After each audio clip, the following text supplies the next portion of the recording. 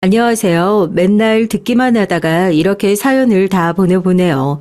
이렇게 제가 톡톡 사연에 예상치도 못하게 사연을 보내게 된 것처럼 원래 삶이라는 게 살다 보면 이런 일도 있고 저런 일도 있고 그런 거잖아요.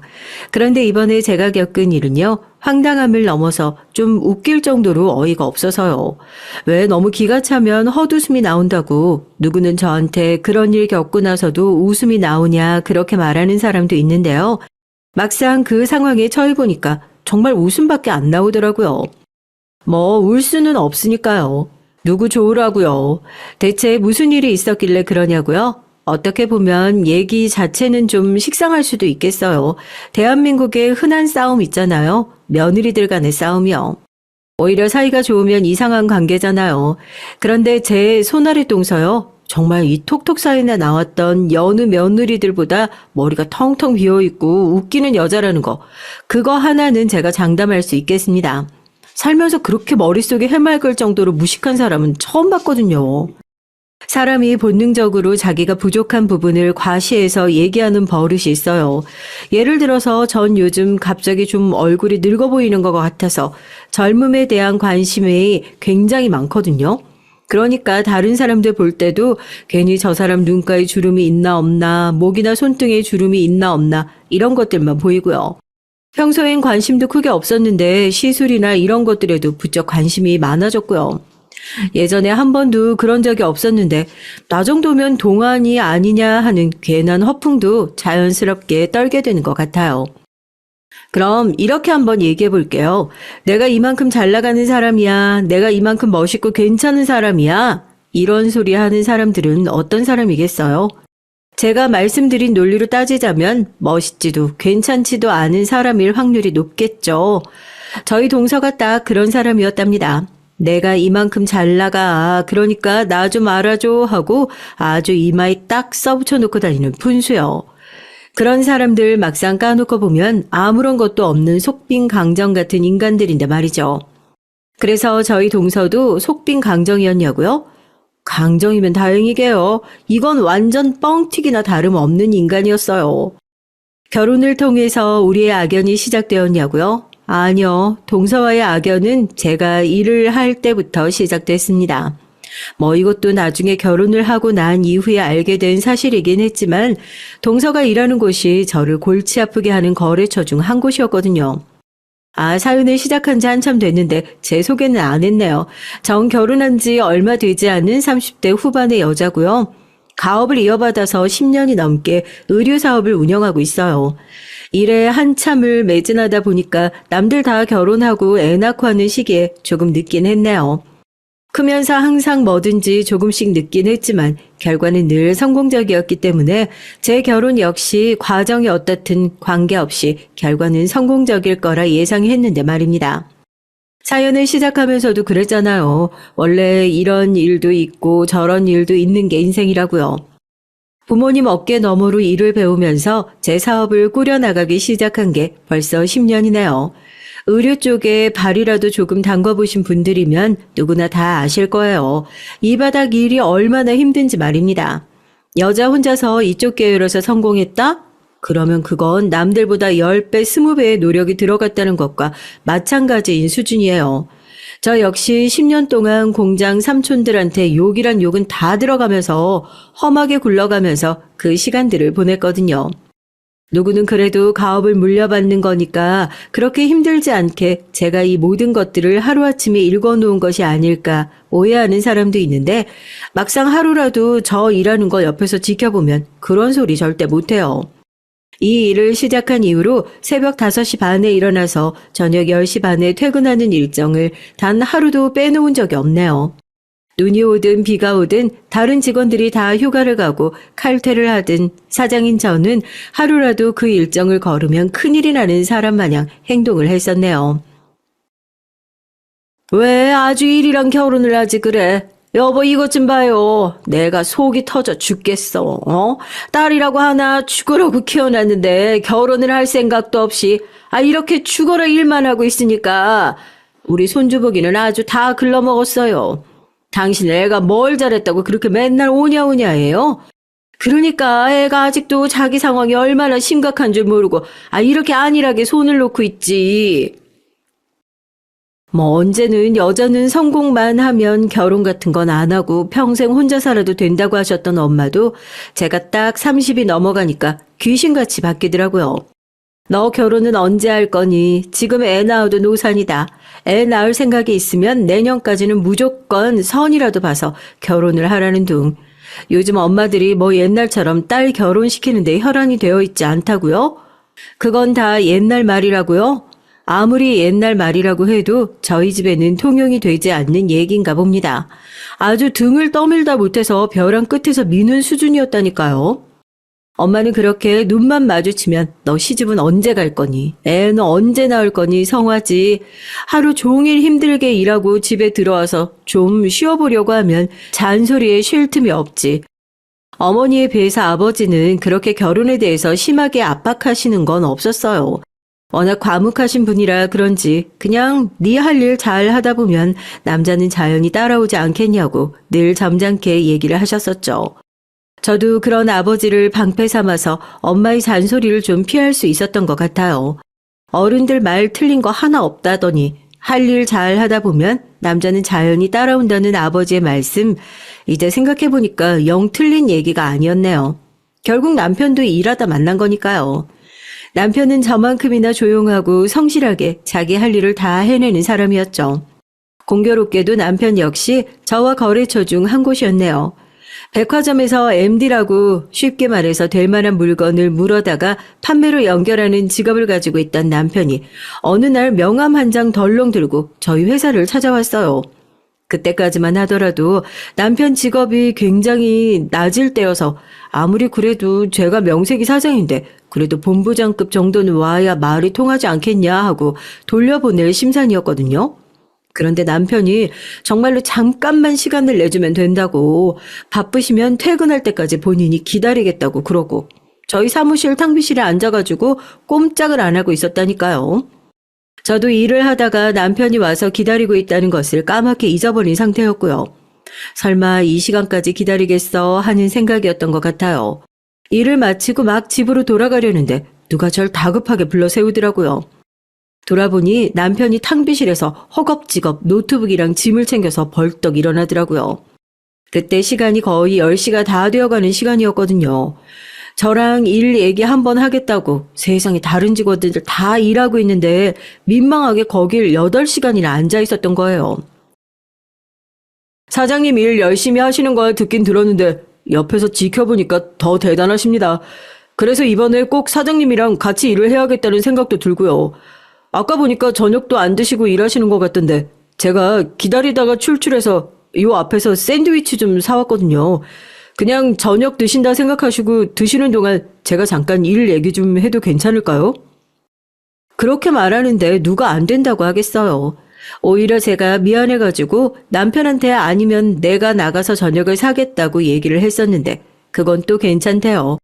제가 얼마나 시간을 소중하게 쓰는 것을 옆에서 지켜봤으니까 자기도 함부로 제 시간을 뺏고 싶지 않다나요? 그 마음이 너무 좋아가지고 솔직히 들고 온 사업 아이템이 괜찮은 것도 아니었고 저희도 규칙이라는 게 있고 일에 순서란 게 있는데요. 남편이 그걸 다 무시하고 쳐들어왔는데도 받아줬어요. 단순히 이 일은 될 것 같네, 안 될 것 같네 이런 걸로 판단하는 게 아니라 저도 사업을 시작하고 나서 처음으로 사람을 보고 판단을 하게 됐네요. 이렇게 성실하고 책임감 있고 자기 일에 대한 열정이 있는 사람이라면 적어도 함께 일을 하는 나에게 피해는 주지 않겠구나 하는 그런 믿음이라고 해야 되나요? 집으로 돌아와서 아버지한테 이 일을 얘기했더니 너도 드디어 사업하면서 사람 보는 눈이 생겼다며 기뻐하시더라고요. 결국에 사업은 사람 상대하는 게 구할이라면서 내 눈으로 길러낸 괜찮은 사람들, 보석 같은 사람들을 옆에 두고 꾸려나가는 거라고요. 그것만 잘 본 게 아닌 것 같아요. 이상하게 뭔가 그런 느낌이 든다니까요. 아버지도 어머니 보고 그런 생각 드셨어요? 그 사람을 딱 보자마자 이 사람이구나 하는 그런 느낌요. 나 이 사람이랑 결혼하겠구나 하는. 아버지 참, 제가 애도 아니고 나이가 몇 살인데 아직도 운명타령이에요. 그냥 딱 보니까 그런 생각이 들었다 이거죠. 내 주변에 결혼한 사람들 얘기 들어보면 그러잖아요. 내가 결혼할 상대는 한눈에 딱 알아본다고요. 저도 남편을 볼 때 그랬다니까요. 그 늦은 시간까지 저를 기다리고 있던 모습, 정말 손바닥만한 탕비실 테이블에 샌드위치는 제 쪽으로 밀어두고 열정적으로 일에 대해서 설명을 하던 모습. 자려고 누우면 그 모든 장면들이 어제 본 것처럼 생생하더라고요. 그렇게 남편이랑 일을 시작하면서 저희 사이는 훨씬 더 가까워졌죠. 제가 정말 사람 잘 봤더라고요. 직급이랑 관계없이 남편은 정말 죽어라 발로 뛰는 사람이었어요. 저는 저한테 먼저 다가온 열정 넘치는 사람들을 내치는 사장이 아니었거든요. 백화점에서 한 달간 저희 업체 물건을 판매하는 계획을 세우면서 남편은 하루에 출근을 2번씩 했다니까요. 본인 회사에 출근해서 딱 출석 도장만 찍어놓고 저희 회사로 넘어와서 또 야근까지 다 챙겨가면서 하고요. 자연스럽게 일을 준비하면서 가까워질 수밖에 없었어요. 그렇게 남편네 백화점에서 열게 된 행사는 성황리에 마무리가 됐고요. 남편은 그 일을 잘 준비했다는 공을 인정받아서 회사에서 승진까지 하게 됐다고 하더라고요. 그런데 어딘가 모르게 아쉬운 이 마음은 뭘까요? 이제 이 일이 끝나고 나면 남편과는 그 어떤 핑계로도 다시 만날 수 없겠구나 생각이 들면서 너무 아쉽더라고요. 이제서야 이 사람의 진가를 알아차린 것 같은데 일 외에는 엮일 일이 정말 하나도 없는 사람이었죠. 오죽하면 제가 남편한테 러브콜도 보냈어요. 지금 하고 있는 일 정리하고 우리 회사로 들어오는 게 어떻겠냐고요. 남편이 뭐라고 했는 줄 아세요? 연봉을 아무리 더 줘도 자기는 신의를 지키는 사람이랍니다. 이런 러브콜이 한두 번이었는 줄 아느냐고요. 정말 제가 좋아하는 모든 것들을 완벽하게 갖춘 사람이었죠. 안 좋아할래야 안 좋아할 수가 없었어요. 그럼 회사에서 일하는 거 말고 밖에서 한번 만나보는 건 어때요? 제가 그쪽이 인간적으로 너무 마음에 들어서요. 이렇게 일만 하고 끊어질 인연으로는 너무 아쉬운 것 같은데. 부담스러우시면 프로모션 잘 끝내주셔서 감사하다는 의미라도 좀 담아보고요. 어때요? 밥 한 번 먹자는 얘기를 뭘 그렇게 힘을 줘서 했는지 저도 긴장이 돼서 그랬죠. 그 얘기를 하는데 심장이 목구멍으로 튀어나오는 줄 알았다니까요. 남편은 제 얘기에 웃으면서 좋다고 자기도 일로만 만나기에는 너무 아쉬운 사이 같다면서 제 제안을 흔쾌히 받아들였어요. 그렇게 저희는 회사가 끝나고 밥도 먹고 커피도 마시고 여느 연인들과 다를 것 없는 시간들을 보냈죠. 그러다가 결국 답답함을 못 이긴 남편이 먼저 만나보자는 얘기를 꺼내서 연인 사이가 됐고요. 전 회사 직원들이 저희 둘이 만나는 것을 절대 모를 거라 생각했었거든요. 제 딴에는 비밀 지킨다고 엄청나게 노력을 했었고요. 그런데 청첩장 돌려보면서 보니까 세상이 저 빼고 다 알고 있는 거 있죠? 어떻게 알았냐고 그러니까 그것도 웃겨요. 제 퇴근 시간이 점점 짧아졌다나요? 다들 알고 있었는데 제가 필사적으로 비밀로 숨기고 싶어하는 것 같아서 자기들도 모른 척하느라 아주 애를 먹었다고 그러더라고요. 그렇게 행복한 결혼 생활이 시작됐습니다. 자신의 일을 이해해 줄 줄 아는 남자를 만난다는 건 아마 제 생각에 인생에서 가장 큰 행운 중 하나인 것 같아요. 남편이 제 일을 이해해 주면서 얻는 삶의 안정감이 이루 말할 수 없었거든요. 솔직하게 제 사업이 지금 이렇게까지 번창할 수 있었던 건 정말 남편의 공이 지대했다고 저 어디 가서도 그렇게 말하고 다녀요. 시부모님이 골치 아프게 구시는 것도 아니고 시동생은 하나 있는데 남편이랑 성격이 얼마나 똑같은지 순둥이가 따로 없더라고요. 그때까지만 하더라도 이 집에서 성격이 가장 세인 사람이 누구냐 하고 물어보면 다들 저라고 했을걸요. 오히려 스트레스는 집안보다 밖에 있었죠. 여보, 나 요즘 골치 아파 죽겠어. 당신이 이런 거 상담 참 잘해주잖아. 내가 어떻게 하는 게 좋을까? 거래처라고 마냥 좋은 소리만 하기엔 낯길을 너무 못 맞추고 그렇다고 또 싫은 소리 해버리면 우리 사업 덩치도 커졌는데 갑질하는 거냐고 또 말도 안 되는 소리 지어내서 도매 쪽에다 소문 낼 수도 있으니까. 맨날 거기 생각만 하면 머리가 아주 터질 것 같다니까? 어떻게 하면 좋을까? 그러지 말고 거기 사장님을 한번 만나보는 게 어때? 맨날 통화로만 얘기하고 있는 거 아니야, 지금. 미팅 오는 것도 사장이 아니라 거기 담당하는 직원이라며. 그러지 말고 사장 대 사장끼리 딱 만나보고 얘기를 하면 오해 없이 잘 풀 수 있지 않을까? 당신이 또 막상 만나서 얘기를 해보면 이해심도 엄청 넓고 그쪽에서도 얼굴 보고서 대놓고 싫은 소리는 못할 거 아니야. 어때? 그때 제가 골치를 가장 심하게 아프게 했던 거래처 중에 하나가 있었거든요. 저희도 물건을 받아와야 수출도 하고 판매를 하는데 왜 땡땡 부티크라고 이름만 들으면 다 아는 곳이에요. 거기 운영하는 사장이 안 그래도 소문이 자자했거든요. 집에 돈이 많아서 뭐 일을 취미생활처럼 하는 사람이라고요. 취미생활은 자기가 좋아해서 하는 거니까 좀 잘할 줄 알았죠. 이름 밑에 직원들한테 다 떠맡겨 놓고 실수를 하더라도 사장은 쏙 빠져서 책임 하나 안 지고요. 그러니까 매일같이 문제가 터지는 곳을 보면 거기인 거예요. 저도 이제 직원들이 납기를 못 맞춰서 해외 거래처에다 연락해 보셔야 할 것 같다고 그런 얘기를 하면 그냥 대번에 또 땡땡 부티끄니 하고 물어볼 정도가 됐죠.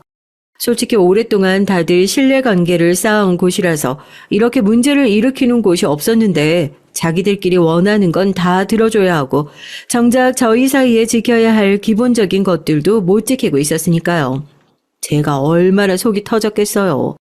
그 와중에 물건은 또 괜찮아요. 괜찮으니까 중국이랑 일본 쪽에서 많이 찾아가지고 이걸 끊어낼 수도 없고 눈엣 가시라는 말이 딱 맞더라고요. 그 일 때문에 골머리를 썩고 있었는데 남편이 그러지 말고 사장을 한번 만나보랍니다. 하긴 그 사장 자자한 소문을 전해 듣기만 했지 면대면으로 제대로 만나본 적이 한 번도 없었거든요. 남편 말대로 웃는 낯에 침 못 뱉는다고 아무리 일을 거지같이 하는 사람이어도 어떻게 제 얼굴 보고 대놓고 앞으로도 그렇게 거지같이 계속하겠습니다. 이런 얘기 하겠어요? 이렇게 사업 관련해서 남편이 한 번씩 묘수를 내곤 해서 제가 어쩔 수 없이 애용을 하게 된다니까요. 이번 달에도 또 납기일을 맞추지 못하겠다는 연락이 왔고 제가 담당자한테 제 연락처 남겨줄 테니 사장님이랑 통화 한번 하게 해달라. 아니다. 내가 회사로 지금 찾아가겠다. 사장이랑 만날 수 있게 약속 좀 잡아줘라 얘기를 했습니다. 직원은 무슨 죄예요? 혹시라도 사장들끼리 들이받게 될까봐 안절부절 못하면서 그럼 오후에 만나실 수 있게 미팅을 잡아두겠다 그러죠. 어디 전장에 나가는 장수의 심정으로 그렇게 거래처 사장님을 만나러 가기도 했습니다. 먼 훗날 그 사람이 저랑 한솥밥 먹으면서 고생할 동서가 될 거라는 사실은 그때 당시에는 전혀 모르고 있었지만 말이에요. 지금 생각해보니까 저희는 처음부터 절대 맞을 수 없는 사이였어요. 동서 첫인상이 얼마나 싸가지가 없었다고요. 보통 사람 첫인상 보고 싸가지 없다고 대놓고 말하기가 쉽지 않은데 그 어려운 걸 저희 동서는 정말 다 해냈네요. 제가 그쪽 회사 그러니까 매장에 도착하니까 직원이 사장을 냉큼 불러올 생각은 안 하고 난감한지 발만 동동 구르고 있더라고요. 왜 그러냐고 하니까 지금 사장님이 안 계셔서 오늘은 미팅이 좀 어려울 것 같다고요. 사장이 없긴 뭘 없어요. 저 안쪽 방에서 뭐가 얼마나 성질이 났는지 직원한테 고래고래 소리를 지르는 소리가 빤히 들리는데요.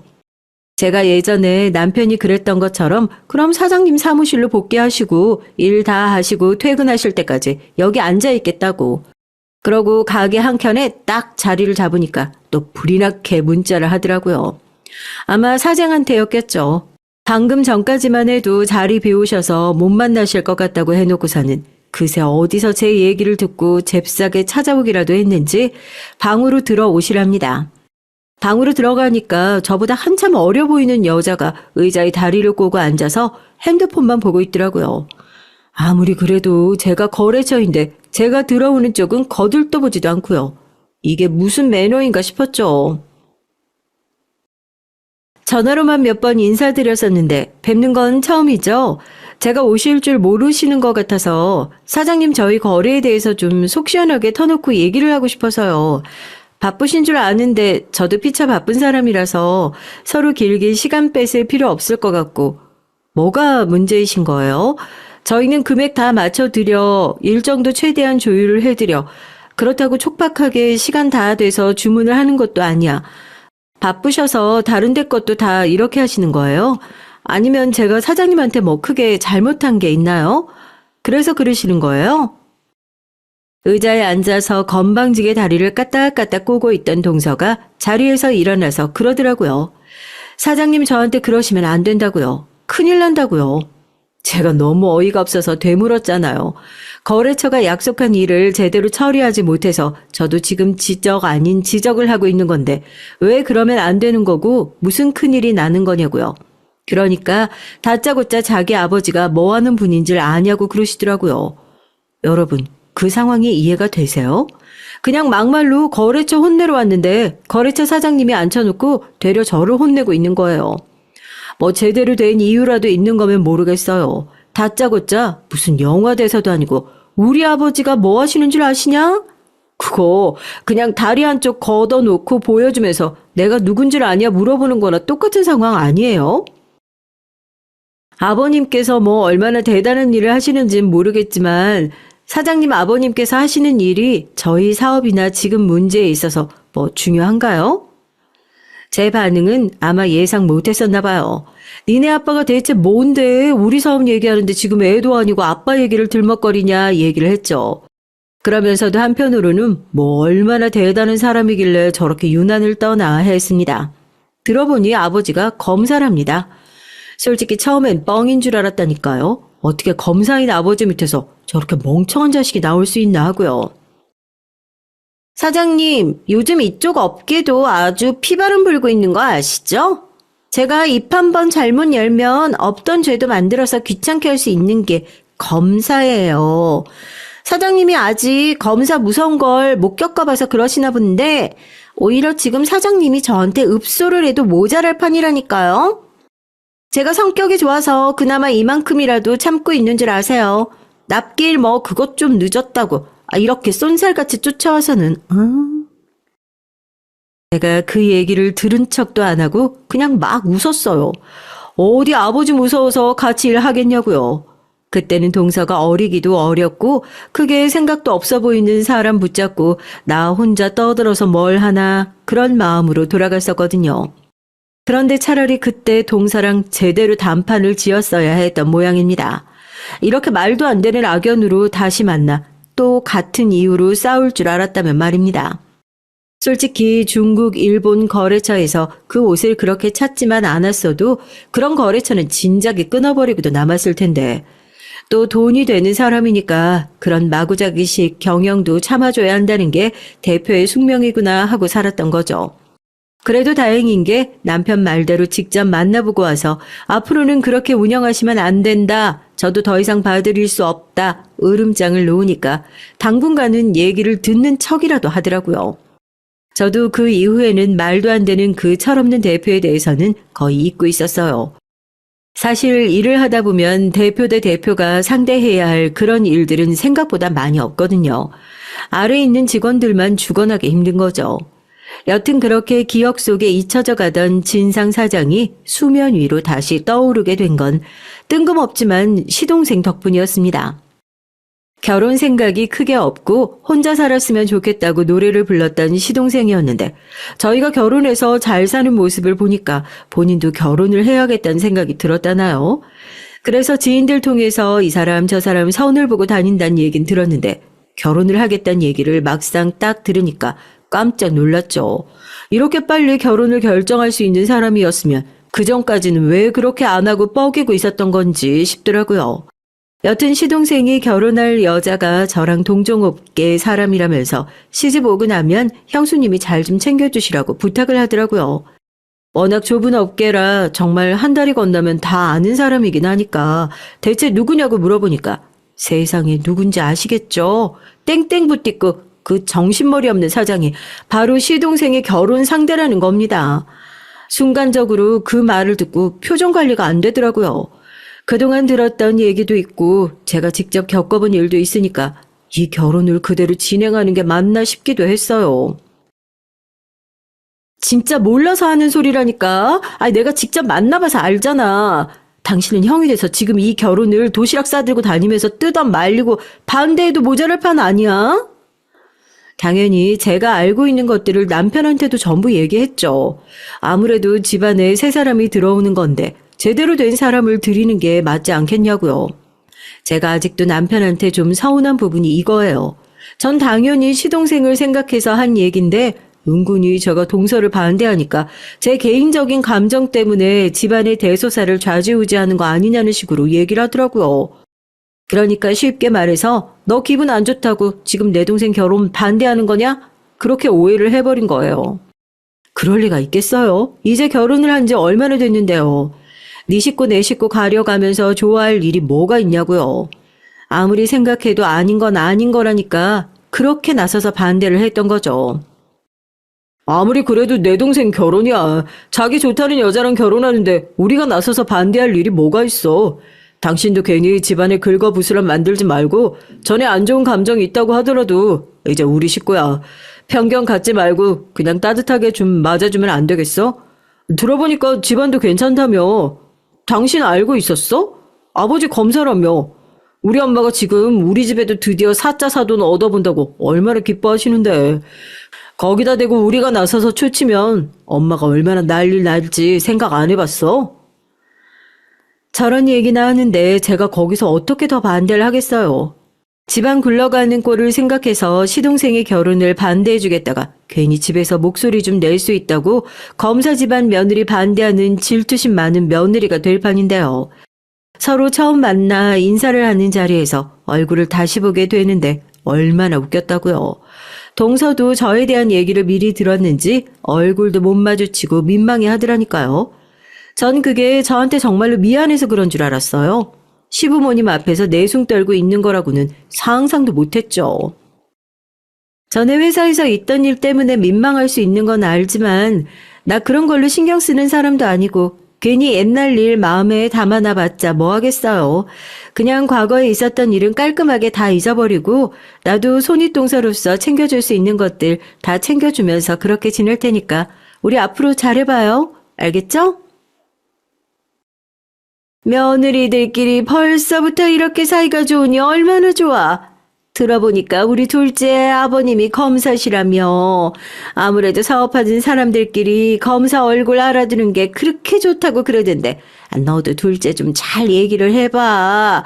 안 그래도 요즘에 사업 늘린 애만에 골치 아픈 일이 꽤나 많은 것 같던데. 동서는 처음 인사를 올 때까지만 하더라도 아니 제가 한번 제대로 엎기 전까지는 저희 시댁은 그냥 그런 분위기였다니까요. 막상 동서는 검사도 변호사도 아니라 그냥 아버지가 검사일 뿐인데 시댁에서는 마치 그게 대단한 권력이라도 된 것 마냥 동서를 오냐오냐 부둥부둥 해줬던 게 전 버릇이 나빠진 가장 큰 이유 중 하나라고 생각해요. 그리고 사업하는 사람들이 검사 얼굴 알아두면 좋다는 말 그거 대체 어디서 나온 건가요? 물론 세무조사 같은 게 들어오면 털어서 먼지 하나 안 나오는 사람 없다지만 저희 회사는 최근에 불시에 조사를 받았을 때에도 그동안 워낙 관리를 해놓은 탓에 추징금이랍시고 정말 상식 수준에서 이해가 될 만한 형식적으로 의뢰 납부하는 정도로만 나왔었거든요. 뭐 검사가 열받아서 칼을 빼들어가지고 회사에서 칼춤 한번 제대로 쳤다 그러면 거의 그 회사가 전부터 챙기는 것들이 꽤나 있었나 보구나. 전 그렇게 생각하는 편이고요. 언제적 검사 타령입니까? 누가 누구 위에 있고 이런 것들 제가 듣긴 그냥 우스운 얘기로 들렸던 게 첫 번째고요. 다 떠나서 본인이 검사입니까? 아니 본인이 검사라서 내가 너한테 제대로 물고 늘어져 볼게 하면 또 몰라도 아버지가 검사인 주제에 그 권력이 뭐 세습되는 것도 아니고 이렇게 가족들이 다들 눈치 보면서 좋아라 해야 할 일인지 싶더라고요. 내 식구가 아니었다면 무식하다고 욕을 하고 말았을 일이지만 그렇게 좋다고 신나하는 사람들이 내 가족이니까 욕도 못하고 제 속만 썩는 거죠. 그런데 이 동서는 한술 더 뜹니다. 제가 그랬잖아요. 멍청한 걸로는 둘째가라면 서러운 사람이라고요. 집에서 그렇게 오냐오냐 해줘서 그런 건지 아니면 평생을 본인이 그렇게 살아서 그런 건지 몰라도 아주 아버지의 직함이 자기 훈장인 것처럼 알고 사는 겁니다.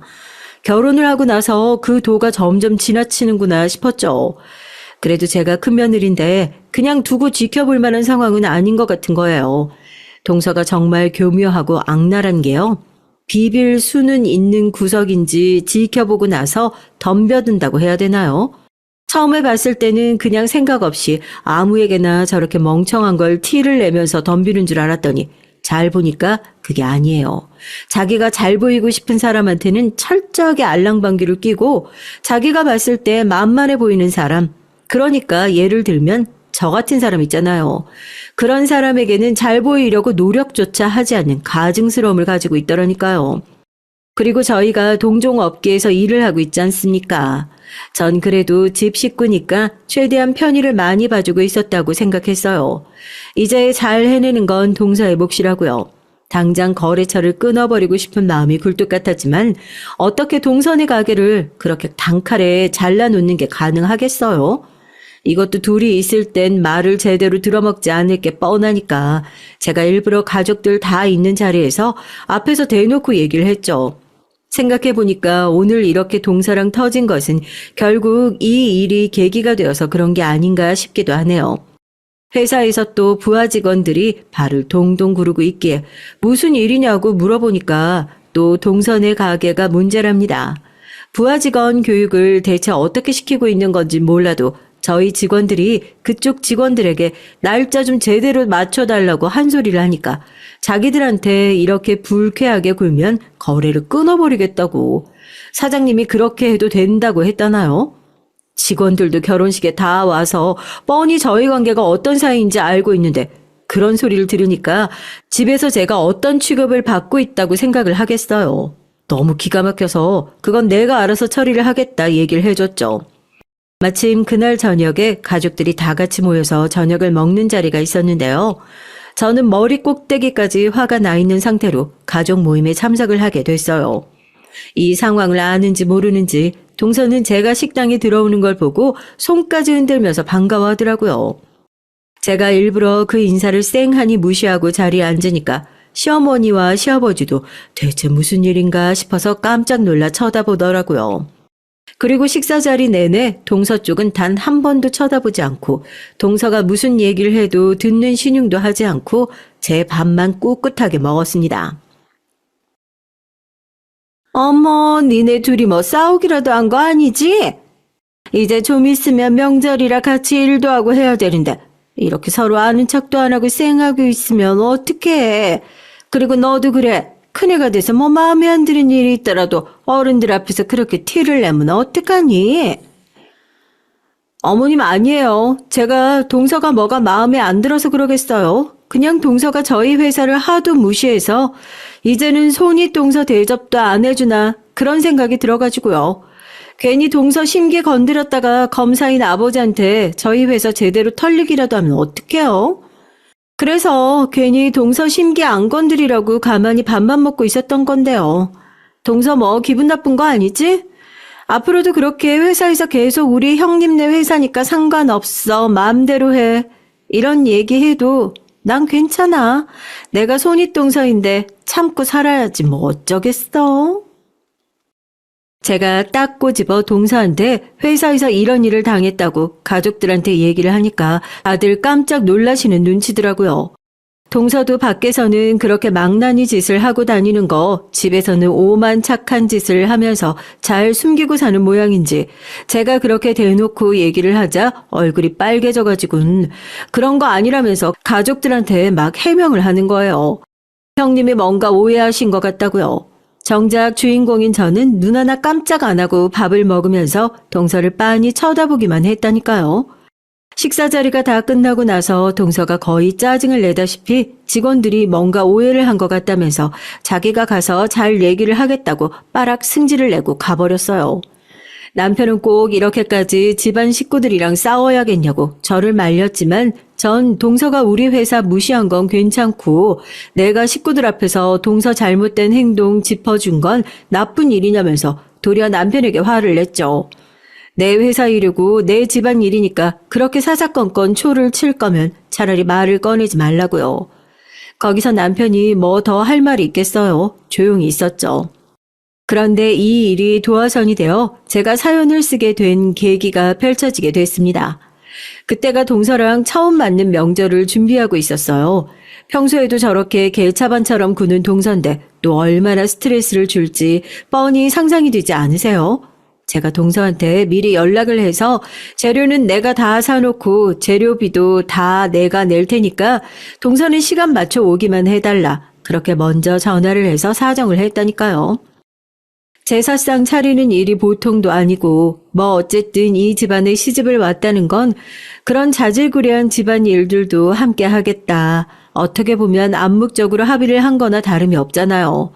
물론 제사상 차리는데 어머님, 저, 동서 이렇게 남의 집 식구들만 손을 모아서 일을 해야 하는 건 정말 바꿔야 할 문화라고 생각을 했고 제가 시집을 오고 난 이후에는 저희 남편이나 시동생도 얄짤없이 일을 해야 했거든요. 어머님은 은근히 주방에 남자 들어오는 게 조상님들 볼 면목이 없다면서 그렇게 대놓고 일을 시켜대는 저에게 눈치를 주시기도 하셨지만 전 가족들이 다 같이 먹을 거니까 가족들 모두 힘을 합쳐서 준비해야 하는 게 맞고 아버님이든 남편이든 동서든 다 같이 하는 가족 행사에서 누구 하나 빠지는 건 특별한 일을 제외하고는 없어야 한다는 입장이었죠. 이렇게 세상 공평한 큰며느리가 어디 있냐고요. 다 같이 고생할 거 차라리 누구 하나 빼는 사람 없이 다 같이 일을 하자는 주인데요. 어머님이 뭐라고 눈치를 주시든 상관없이 명절이나 큰 가족 행사가 있을 때마다 그 방법을 고수하고 있었죠. 그런데 평소에도 늘 비협조적인 동서가 뭐 가족 행사라고 갑자기 확 변해가지고 잘할 거라고는 생각도 안 했었지만 이렇게 대놓고 비협조적일 거라고는 상상도 못했네요. 걱정이 돼서 한 일주일 전부터 일찌감치 시간 맞춰 오라고 공지를 했는데 막상 준비를 해야 하는 시간이 됐는데도 코빼기 하나 비치지 않는 겁니다. 어머님은 그러지 말고 그냥 우리 둘이서라도 시작하자 얘기를 했지만 전 고무장갑을 벗어 던지고 손 하나 까딱하지 않았어요. 재료가 다 준비되어 있는 사진을 찍어서 동서에게 보내고 동서 도착할 때까지 우리 아무 일도 안 하기로 했어. 이렇게 대놓고 문자를 보내버렸죠. 그리고 어머님한테도 절대 식구들 다 올 때까지 일 시작하시지 말라고 그렇게 으름장을 놨습니다. 남편이 한숨을 쉬면서 나가서 시동생이랑 통화하는 소리가 들리더니 한두 시간 정도 지났나 느지막이 시동생이랑 동서가 오더라고요. 형님, 저 오늘 바쁜 일이 있어서 못 갈 것 같다고. 이 사람 통해서 말씀드렸는데 형님이 일 안 하신다고 그렇게 손 놓고 계신다는 얘기 들어서 저희 온 거예요. 그냥 있는 사람들끼리 좀 하면 되지. 뭐 일이 얼마나 많다고 이렇게 유난이야, 유난은. 이번 명절에 동서 기강을 좀 제대로 잡아야겠다는 생각이 들어가지고요. 뭐 부침류나 이런 것들은 동서랑 제가 준비할 테니 다른 방 가셔서 나머지 것들 준비하셔라 그렇게 얘기하고 가족들을 모두 내보냈습니다. 아니나 다를까 동서는 저랑 단 둘이 남게 되니 그제야 본색을 드러내더라고요. 뻔히 일 바쁜 거 알면서 왜 사람을 오라가라 난리냐. 이런 일 같은 건 안 바쁜 사람들끼리 모여서 좀 하면 덧나냐. 준비하는데 돈이 많이 들어서 이렇게 사람 쿠사리 주는 거면 명절에 들어가는 비용은 자기가 내겠다고 하고요. 하나같이 듣는데 기가 막힌 얘기뿐이더라고요. 제가 고무장갑을 동서 쪽으로 휙 집어던지면서 그랬어요. 내가 돈이 없어서 지금 이 집에서 이렇게 고생하고 있는 걸로 보이냐고요. 가족들이 다 같이 준비해야 하는 일이고 누구 하나 빠지면 억울한 사람 생기는 게 싫어서 신경 쓴 건데 그게 그렇게 싫냐고요. 유치하게 시작했던 말싸움이 조금씩 감정싸움으로 변질되기 시작했어요. 동서는 또 기어이 저한테 자기 아버지 얘기를 시키더라고요. 형님, 지금 저한테 이렇게 대하시는 거 엄청나게 후회하실 거예요. 저한테 자꾸 이렇게 일 시키시면 우리 아버지한테 얘기해서 형님 구속이라도 시킬 거예요. 저 그러고도 남을 수 있는 사람이거든요. 지금 저랑 저희 아버지한테 잘 보이게 해달라고 손이 발이 되라 빌어도 모자랄 상황에서 형님이 저 이렇게 협박하실 군번이라도 되세요? 구속이 어디 동네 개 이름이라도 되는 줄 아는지 되도 않는 협박을 하는 동서를 보면서 대충 비율을 맞춰주고 제대로 콧대를 납작하게 눌러줘야겠다는 생각을 했죠. 이번 기회에 더는 참지 말아야겠다고요. 전 그런 동서에게 괜히 기죽은 척을 하면서 아버지가 검사인 걸 내가 깜빡했다고 동서는 그냥 일 다 내려놓고 쉬라고 그랬어요. 동서가 갑자기 형님이 왜 이러나 싶은 얼굴로 저를 쳐다보길래 이왕 이렇게 된 거 동서가 나서서 아버지랑 식사라도 한번 할 수 있게 자리 주선 좀 해달라고 요즘 사업 확장하면서 이런저런 골치 아픈 일이 많은데 아버지한테 로비라도 좀 하게 다리 좀 놔달라고 하니까 금세 의기양양해져서는 저한테 명함을 내밀더라고요. 그럼 이거 남은 일들도 형님이 다 하시는 거죠? 제가 아버지한테 얘기해서 조만간 자료 한번 만들게요.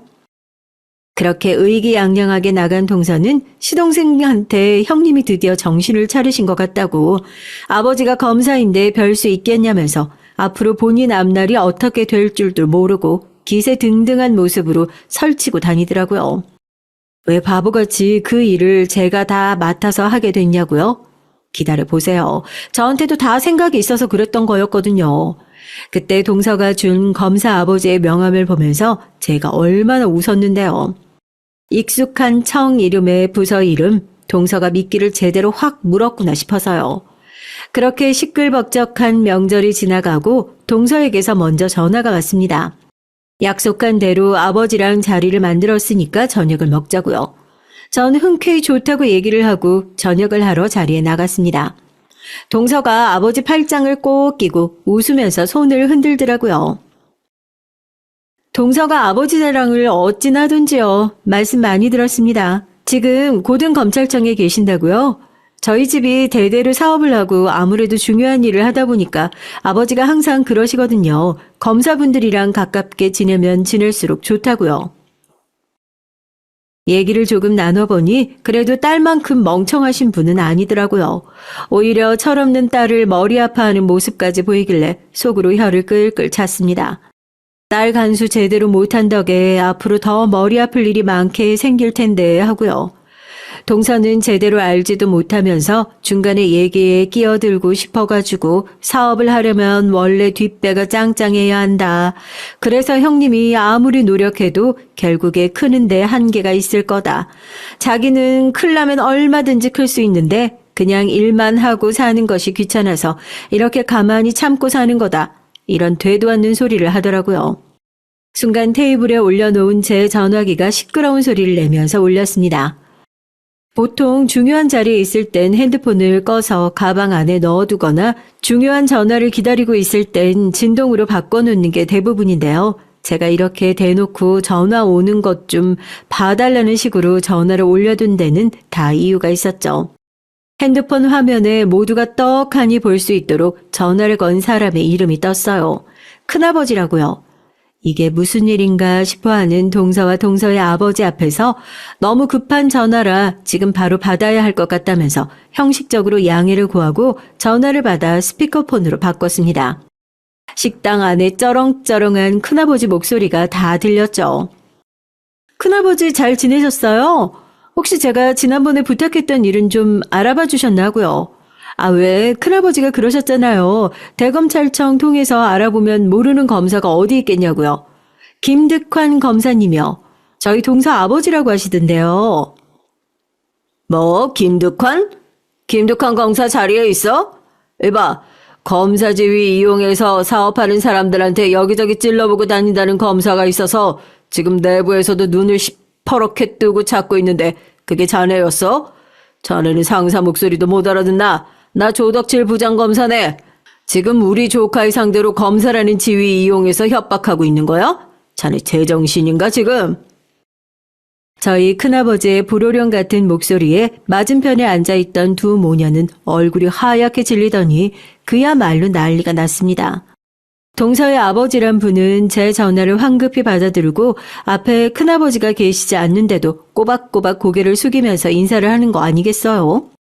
정말 멍청한 동서는 지금 이게 무슨 상황인지 제대로 파악이 안 되나 본지 눈만 끔뻑끔뻑 거리면서 당황한 얼굴로 저를 멍하니 쳐다보고 있고요. 한참을 전화로 깨지셨는지 전화기를 붙잡고 고개를 조아리던 동서의 아버지가 덜덜 떨리는 손으로 저에게 핸드폰을 건넸습니다. 전 큰아버지에게 괜히 쓸데없는 일로 귀찮게 해드려 죄송하다 인사를 하고 전화를 탁 끊어버렸죠. 전화를 끊자마자 동서의 아버지가 동서의 팔을 붙잡아 질질 끌더니 제 앞에 무릎을 탁 하니 꿀피는 게 아니겠어요? 동서는 그런 본인 아버지의 모습을 보고 지금 뭐 하는 거냐고, 왜 이 여자 앞에서 무릎을 꿇냐고 길길이 날뛰기 시작했고, 그런 동서의 철없는 모습에 손목을 세게 잡아당기면서 동서도 얼른 같이 제 앞에 무릎을 꿇었어요. 그래도 아버지가 멍청하지 않아서 일을 더 크게 만들지 않은 게 얼마나 다행인가 싶어요. 누구 아이디어예요? 그쪽 아이디어예요? 아니면 이 멍청한 당신 딸이에요? 아버지가 검사라고 그렇게 잘난 척을 하고 다니던데 어떻게 지금이라도 저 말도 안 되는 핑계 대서 구속이라도 한번 시켜보지 그러세요? 아이고 죄송합니다. 조덕칠 부장검사님 조카신 줄도 모르고 저희 딸이 무례를 저질렀습니다. 부장검사님, 제가 검사 명함 나왔을 때부터 정말 존경으로 모셨던 분이신데 그 귀하신 분 조카도 제가 제대로 알아보지 못하고 이런 무례를 저질렀으니 부장검사님 볼 낯이 정말로 없습니다. 이번 한 번만 제발 저희 딸의 무례를 용서해 주시면 다시는 이런 일 없도록 집안에서 따끔히 제대로 교육시키겠습니다. 죄송합니다. 죄송합니다. 뭐? 누가 누구 조카라고? 이 형님 가족 중에 부장검사가 있다고요? 말도 안 돼. 그럼 여태까지 왜 말씀 한마디도 없이 가만히 계셨어요? 집안 사람 중에 검사 있으면 있다고 진작에 말했으면 이렇게 서로 얼굴 붉힐 일도 없잖아요. 동서 아버지까지 이렇게 내 앞에 무릎을 꿇은 마당에 동서는 참 철이 없다. 아직도 느끼는 게 없나 봐. 검사라는 조직이 얼마나 폐쇄적이고 그 안에서 눈밖에 한번 잘못 났다가 썰려나간 검사들이 몇인 줄 동서가 알고나 있어? 하긴 그런 걸 알 정도로 두뇌 회전이 빠른 인간이었으면 애초에 나한테 덤빌 생각을 꿈도 꾸지 않았겠지. 그것만 알아도 딸의 철없는 행동 때문에 너희 아버지 출세길은 이제 꽉 막힌 거나 다름없다고. 상사가 끌어주지 않는 검사를 누가 데리고 가려고 하겠니? 그게 다 네 탓이라고 알아들어, 이 멍청한 기집애야. 동서의 아버지는 이마가 바닥에 닿을 기세로 저에게 머리를 조아리고 잘못했다고, 딸 교육은 본인이 확실하게 시키겠다고 사과를 하셨고, 저는 거기에 대고 콧방귀를 뀌고 고개를 돌리고 자리에서 일어나려고 가방을 챙기기 시작했습니다. 이제야 상황 판단이 제대로 된 건지 동서는 나가려는 저를 붙잡고 자기가 너무 멍청했다고, 다시는 형님 심기 거스르지 않겠다고 한 번만 용서해달라고 싹싹 빌기 시작했죠. 전 그런 동서한테 애초에 사과할 짓을 안 했으면 이런 일이 없었지 않겠냐면서 그냥 고개를 쌩하니 돌리고 나가버렸습니다. 지금 그 일이 있었던 지 3일밖에 지나지 않았는데요. 아침부터 동서가 찾아와서 저희 집 앞에 무릎을 꿇고 석고대죄를 하는 바람에 한바탕 난리가 나서 아무것도 모르는 남편이 어리둥절해 했다니까요. 뭐 저도 더 질질 끌고 가지는 않으려고요. 제대로 된 사과 한번 받고 없던 일로 덮을까 생각하고 있습니다. 제 목적은 처음부터 끝까지 동서의 버르장머리를 고쳐주자 그 이상도 그 이하도 아니었으니까요. 여기서 질질 더 끌고 가서 동서에게 복수를 한답시고 동서 아버지의 앞길을 진짜로 막아버리기라도 한다면 저도 결국 남의 권력을 제 권력처럼 휘두르는 동서랑 똑같은 사람이 되는 게 아니겠어요?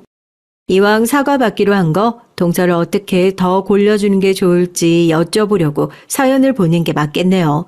좋은 아이디어 있으면 함께 공유해 주세요. 안녕하세요. 저는 40대 여자입니다. 여러분은 자신 스스로가 어떤 사람인지 잘 아시나요? 전 지금까지 살면서 저 스스로에 대해 아주 잘 안다고 생각했어요. 씩씩하고 어릴 때의 순수함을 그대로 간직한 사람이라고 여겼죠. 그런데 제 착각이더군요. 사람은 환경에 따라 어쩔 수 없이 변하기도 하는 거더라고요. 전 위로 오빠만 둘입니다. 여기까지 들으면 다들 제가 집에서 공주처럼 자랐을 거라고 생각하더라고요.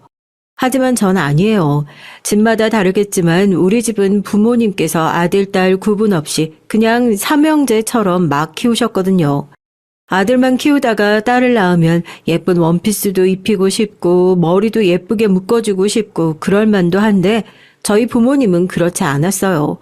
제게 오빠가 입던 옷도 그대로 물려주고 머리도 항상 짧게 자르라고 하셨거든요.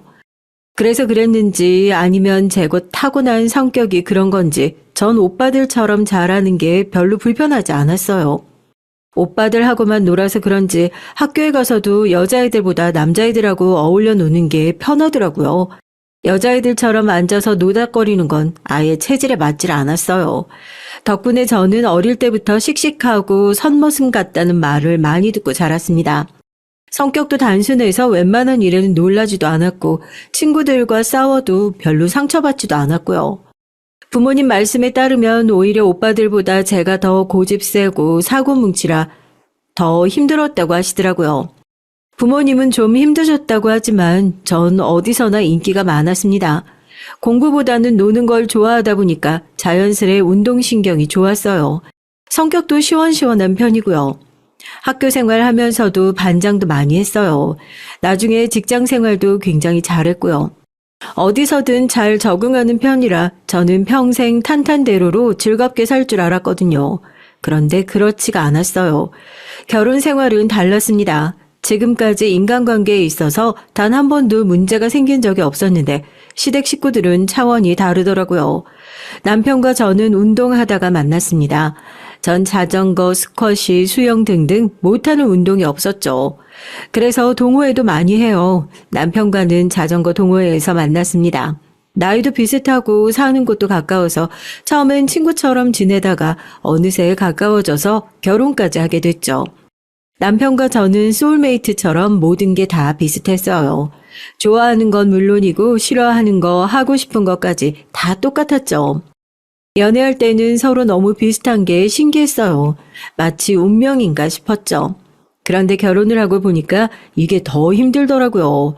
서로 취향이 다르면 서로 좋아하는 걸 이해 못해서 아예 못하게 하다가 싸우는 경우가 있다고 하는데 저희는 다른 거로 싸웠습니다. 서로 하고 싶은 걸 포기하기 위해서 싸우게 되더라고요. 물론 신혼 초에는 너무 좋았죠. 모든 걸 다 같이 할 수 있으니까요. 하지만 정말 딱 그때까지였습니다. 아이가 생기자마자 저희 부부는 매일같이 싸웠어요. 제가 임신을 했을 때 일입니다. 저는 태권도 학원에서 사범으로 일해요. 학교 다닐 때부터 줄곧 운동만 했으니 태권도는 물론 유도, 합기도까지 유단자였죠. 사실 군대나 경찰 쪽에 뜻이 있긴 했지만 다 떨어져서 운동만 열심히 했어요. 일 자체가 몸으로 하는 일이다 보니 임신 사실을 알자마자 저는 고민이 많았습니다. 제가 운영하는 태권도장도 아닌데 쉰다고 말하기가 눈치가 보이더라고요.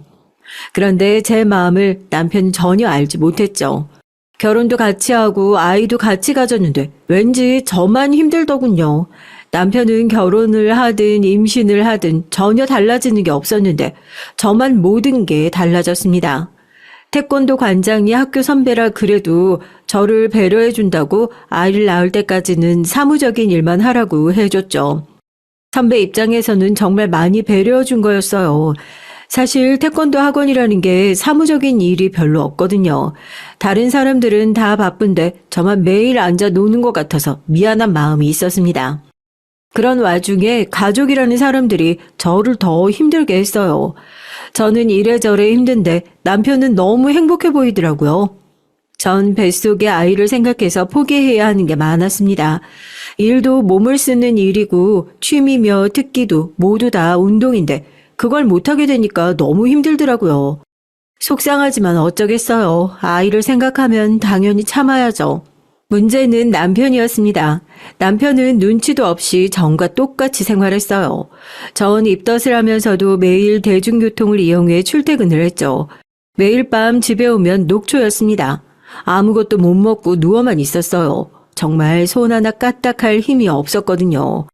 그럴 때면 남편이 저녁이라도 좀 차려줬으면 좋겠고 집안일이라도 좀 해줬으면 좋겠는데 퇴근하고 오면 남편은 항상 집에 없었어요.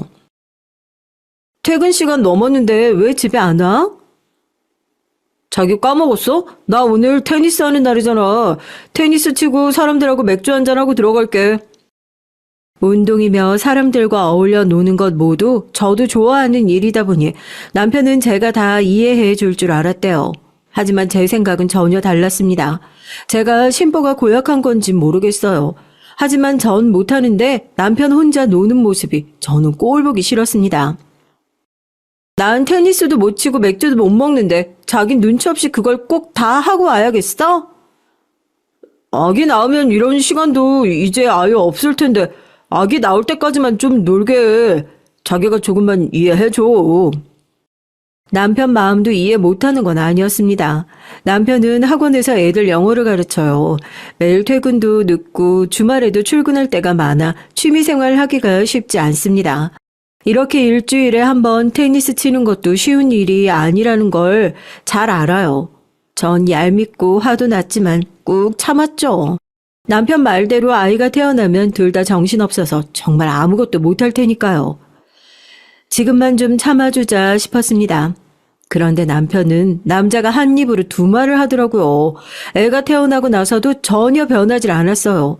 오히려 제가 아이를 키우느라 정신없으니 아주 교묘하게 자기 멋대로 하더라고요. 저희는 아들을 낳았습니다. 아들이 태어나자마자 저는 일을 그만둬야 했어요. 태권도 학원에 육아휴직이 있을 리도 없고 아이를 맡길 곳도 없었거든요. 사실 시부모님께 부탁해 보려고 했어요. 저희 친정 부모님은 30년 동안 과일 가게를 하셔서 명절에도 모시는 분들이라 부탁할 수도 없었거든요. 반면 시부모님은 4층짜리 빌라를 가지고 있었죠. 10집 정도 되는 집에서 매달 월세를 받아 두 분이 여유로운 노후를 보내고 계세요. 물론 그렇다고 당연히 손주를 봐주셔야 하는 건 아니죠. 전 혹시나 하는 마음에 남편에게 말이라도 꺼내보라고 했죠. 남편 월급 가지고 세 식구가 살기 빠듯한 건 사실이니까요. 그런데 시부모님의 반응이 제 생각보다 훨씬 더 좋지 않았습니다. 어머 얘, 나 젊어서 일만 하느라 우리 새끼들 내가 안 키웠어. 애기라고 안아본 적도 몇 번 없는데 내가 신생을 어떻게 키우니? 시어머니는 젊어서 일만 하시느라 남편과 서방님 모두 남편의 할머니께서 키워주셨대요. 그래서 아기는 어떻게 키우는 건지 아예 모르신답니다.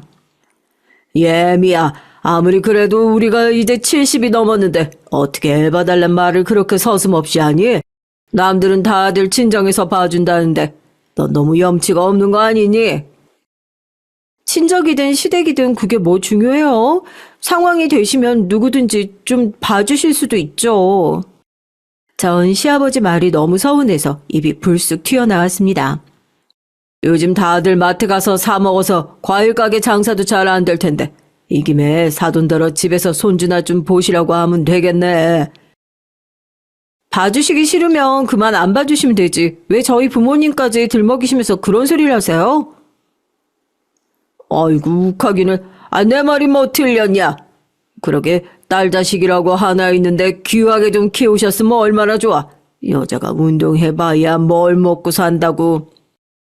아버님이 뭘 한다고 그러세요? 저 운동해서 지금까지 잘 먹고 잘 살았거든요. 전 너무 화가 나서 연신 씩씩거렸습니다. 제가 워낙 괄괄한 성격이라 결혼 초부터 시부모님이 저를 편하게 대하셨지만 저런 소리까지 듣고 가만히 있을 순 없었어요. 애꿎은 친정 부모님까지 들먹이시니까요. 너야말로 너무하는 거지. 둘째네는 애 낳고도 지금까지 한 번을 봐달라고 한 적이 없었어. 시부모님은 아주 철벽을 치셨습니다. 자리에 있지도 않은 동선이 얘기까지 꺼내면서요. 동서야 직장이 탄탄해서 육아휴직도 받을 수 있었고 친정 부모님이 봐주신다고 했으니 당연히 시댁에는 말도 안 꺼냈겠죠. 저도 상황이 안 되니 부탁을 드리는 건데 시부모님이 너무 매몰차게 말씀을 하시는 것 같아 전 서운했습니다. 남편은 그래도 그런 제 마음을 좀 알아줄 거라 생각했는데 아니더라고요. 심란하기만 한 저에게 오히려 기름을 더 부었습니다. 전세 대출 때문에 걱정하는 거면 우리 집 재계약하지 말고 그냥 어머니네 빌라로 들어갈까? 설마 아들한테 월세 받으시겠어? 당신 그 집 안 가봤어? 거기 대학생들이나 사는 원룸인데 우리 세 식구가 거기 어떻게 들어가서 살아? 몇 년만 바짝 살면서 돈 모아서 나오면 되지. 혹시 알아? 거기 살면 부모님이 우리 아들도 종종 봐주실지? 남편은 참 태평했습니다. 자기 부모인데도 이렇게 몰랐어요. 결혼할 때도 시어머니께서 그 빌라 들어와 살라고 했지만 전 극구 사양했거든요. 말이 좋아 빌라지 사실 오래된 하숙집이었어요. 집도 집이지만 사실 시부모님이랑 같은 건물에 살기 싫었습니다. 가끔 만나도 온갖 시집살이로 피곤해 죽겠는데 한 건물에 살면 매일 본다고 생각하면 끔찍해요. 전 그제야 정신 차렸어요. 오히려 시부모님이 아들은 안 봐주신다고 한 게 다행인지도 몰라요. 시부모님과 잘 맞지 않는데 괜히 애를 맡기면 사이가 더 안 좋아질 게 뻔하니까요. 저는 긍정적으로 생각하기로 했습니다. 돈이야 좀 부족하면 어때요? 다시는 돌아오지 않는 아들의 귀여운 어린 시절을 함께 보낼 수 있는데 말이죠. 그건 돈으로 절대 살 수 없는 일이니 우선 1년만 열심히 키워보자 싶었습니다. 육아휴직이라고 생각하고 1년간 악착같이 아껴서 생활하면 못 살 것도 없으니까요. 전 1년 동안 꼼짝없이 집에서 육아만 했어요. 매일 운동만 하던 사람이 마음대로 외출도 못하고 집에서 말도 못하는 아기랑만 지내며 하루 종일 씨름을 하는 게 여간 힘든 일이 아니더라고요. 정말 제 인생에서 가장 힘들었던 시간을 꼽으라면 그때였던 것 같아요. 왜 엄마들이 육아 우울증에 걸리는지 알겠더라고요. 제가 이런 말을 하면 친구들도 그렇고 저희 부모님까지 제 말을 안 믿었어요. 너처럼 선머슴 같은 애가 무슨 우울증이야? 그거 그냥 나가서 놀지 못하니까 답답해서 그러는 거야. 집에 있는 게 그렇게 힘들면 아이 데리고 가게 나와서 가게나 좀 봐. 다른 집들은 딸이 애 보느라 힘들다고 하면 애도 봐주고 반찬도 해다 준다는데 저희 친정엄마는 역시나 달랐습니다. 엄마도 마음 편하게 집에서 애나 봤으면 좋겠다고 하시면서 그렇게 힘들면 나와서 가게나 보래요. 본인이 애 봐줄 테니까요. 제가 뭘 바라고 말했나 싶더라고요. 우리 가족 스타일이 원래 다 그래요. 다들 무뚝뚝하고 위로라고는 못하는 사람들이죠. 제가 마음이 약해지기는 약해졌는지 예전 같으면 욱해서 됐다고 엄마한테 뭘 바라냐고 하면서 전화를 끊어버렸을 텐데 서운해서 눈물까지 찔끔 나더라고요. 기댈 사람이라고는 없었습니다. 전 매일 남편 퇴근 시간만 기다리고 있었어요. 믿을 거라고는 남편밖에 없다는 사실이 너무 서글펐습니다. 그러면 뭐래요? 남편이라는 인간은 매일매일 이런저런 핑계를 대면서 늦게 왔는데. 애들 시험이 얼마 안 남아서 이번 주는 내내 야근이네. 당신 먼저 일찍 자. 뻥치고 있네. 이번 주 자전거 동호회 사람들 한강에서 야간 바이킹 하는 거 나도 다 알거든? 어디서 감히 날 속여?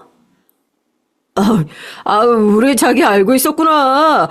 나만 가기 너무 미안해서 그렇지. 자기도 알잖아. 한강 야간 바이킹 하면 기분 끝내주는 거. 이번엔 내가 가고 다음번엔 자기가 가.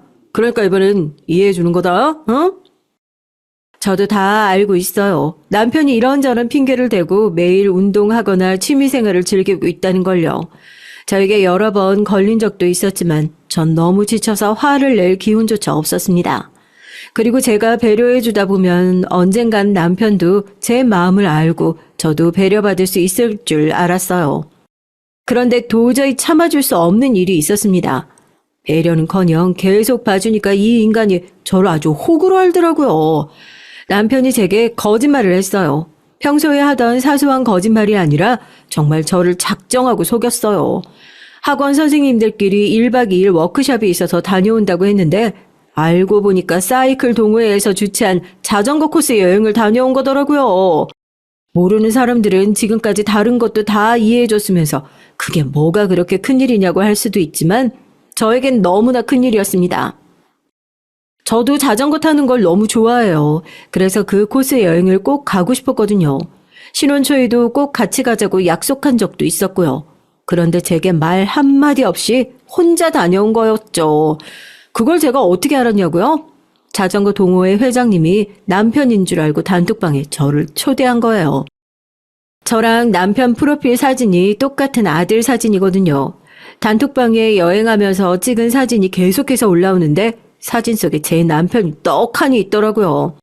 아주 해맑은 얼굴로 여자 회원들 사이에 떡하니 말이죠. 저와 남편도 바로 그 모임에서 만난 거예요. 보통 다들 처녀, 총각, 젊은이들이 모여서 가는 여행이거든요. 그런 곳을 아이도 있는 유부남이 저한테 상의 한마디 안 하고 다녀온 거예요. 전 정말 24시간을 꼬박 혼자 아이와 씨름하고 있는데 말이죠. 전 그 사실을 알고 나서 남편에게 정말 실망했어요. 다른 사람은 몰라도 남편은 모를 리 없었거든요. 남편이 혼자 다녀오면 제가 얼마나 화를 낼지요. 그런데 그런 걸 다 무시하고 혼자 다녀온 거예요. 전 이대로 넘어갈 수 없었습니다. 저 방에 누워있는 애, 내가 밖에서 나온 애야? 우리 둘이 좋아서 나온 우리 애야. 근데 내가 혼자 저 갓난아기랑 울면서 씨름하는 사이에 당신은 아가씨들이랑 여행을 갔어? 그것도 나한테 거짓말까지 하고? 네가 그러고도 인간이냐? 아가씨들이랑 가긴 누가 아가씨들이랑 갔다고 그래. 아니 자기도 알잖아. 내가 거기 꼭 가고 싶었던 거. 자주 하지도 않는 행사인데 이번에 학원 휴가 날짜랑 딱 맞더라고. 아 이렇게 운명적인 날 내가 어떻게 한 거냐?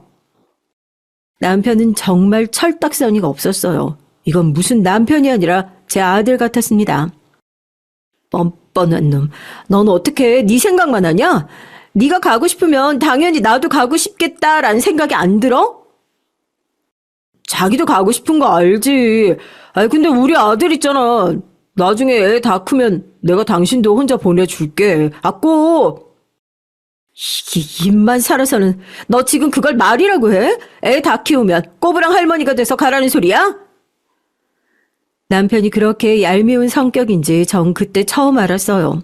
알고 보니 자기가 하고 싶은 건 꼭 해야 직성이 풀리는 사람이더라고요. 전 저에게는 절대 오지 않을 거라 장담했던 육아 우울증이 온 것 같았죠. 말 한마디도 하고 싶지 않을 정도로 의욕이 없을 때도 있었고 아이를 재우다가 저도 모르게 눈물이 나기도 하더라고요. 거기다가 문제는 잠을 거의 자주 못했어요. 아들이 워낙 새벽에 자주 깨기도 했지만 아이가 잠들고 나서도 전 잠에 들 수 없었습니다. 저도 처음에는 그냥 아이 키우는 게 힘들어서 그런 건 줄 알았는데 주변에서 다들 육아 우울증이라고 병원에 한번 가보라고 하더라고요. 전 절대 육아 우울증에 걸릴 리 없다던 친정 엄마까지 말을 하니 저도 걱정이 됐어요. 전 고민 끝에 남편에게 얘기했습니다. 그러자 남편이 한다는 말이 어이가 없더군요. 자기가 우울증? 말도 안 돼. 당신 요즘 매일 움직이지도 않고 집에 매일 누워만 있으니까 의욕도 없고 잠도 안 오는 거야. 그러니까 운동 좀 해. 당신 요즘 살찐 거 알아? 그러다가 다시 태권도장 나갈 수 있겠어?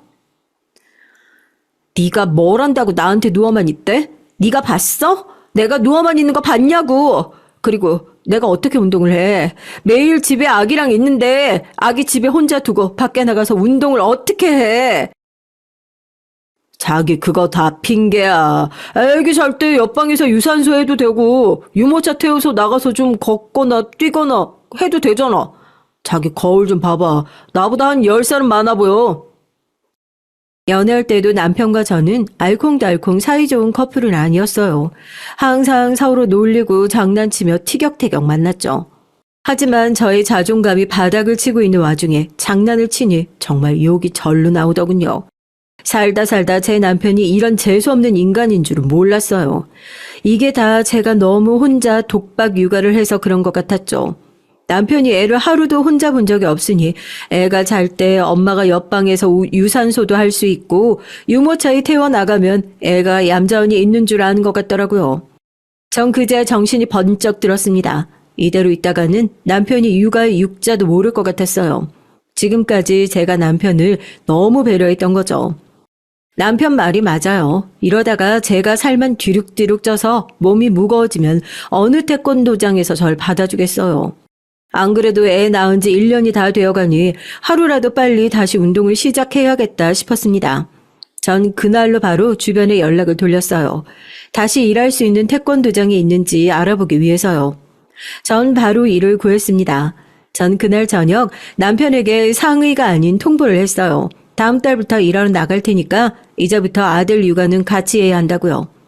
그러자 남편은 아주 노발대발했어요. 자기랑 상의 한마디 없이 마음대로 결정하면 어떡하냐고요.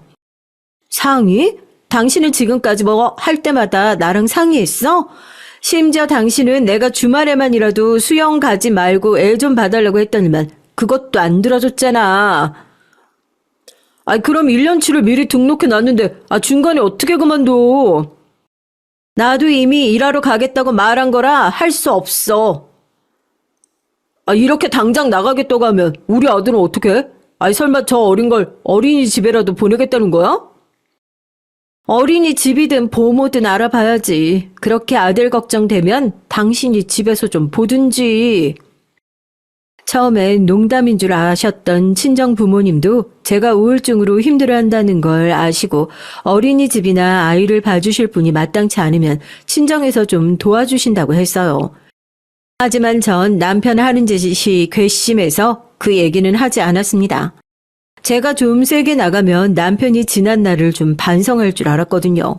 그런데 반성은커녕 오히려 잔머리를 썼더라고요. 저를 일하러 못 나가게 하려고 시부모님까지 동원했어요. 어느 날이었습니다. 시부모님이 갑자기 저를 부르셔서 시댁에 갔죠. 애미야, 너는 정신이 있는 거니 없는 거니? 어떻게 아직 제대로 걷지도 못하는 애를 떼놓고 일을 하겠대? 시어머니는 다짜고짜 저더러 정말 애를 남한테 맡기고 일하려고 하는 거냐고 소리를 지르셨습니다. 전 기가 막혔죠. 아들 낳은 지 1년이 다 되어가도록 지금까지 하루도 봐주신 적 없으면서 이제와 걱정하는 척 참견을 하시니 어이가 없더군요. 어차피 지금까지 계속 저 혼자 키웠고 앞으로도 다 제가 알아서 할 거니까 어머님은 걱정 안 하셔도 돼요. 너 지금 너 혼자 애 좀 봤다고 유세 떠는 거야? 내 아들 너보다 능력 있고 돈도 더 많이 벌잖아. 그럼 당연히 네가 알아서 키워야지. 당연한 거 가지고 뭐가 그렇게 불만이 많어. 능력 있고 돈 많이 벌면 자기 새끼 자기가 안 키워도 된다고 누가 그래요? 전 처음 듣는 소린데요.